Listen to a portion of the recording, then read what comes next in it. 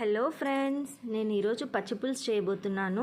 నోటికి తినడానికి ఏమీ సహించినప్పుడు ఇలా పచ్చిపులుసు చేసుకొని తినండి, చాలా బాగుంటుంది. ముందుగా ఒక నిమ్మకాయ సైజ్ అంత చింతపండును నానబెట్టుకోవాలి.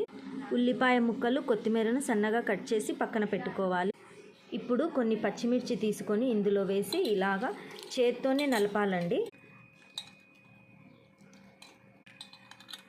ఇలా బాగా నలిపిన తర్వాత ఈ తొక్కునంతా పక్కకు తీసేయాలి. ఇప్పుడు టేస్ట్కి తగినంత సాల్ట్, ఇప్పుడు కొన్ని వాటర్ పోసుకోవాలి. ఇప్పుడు కొన్ని ఉల్లిపాయ ముక్కలు,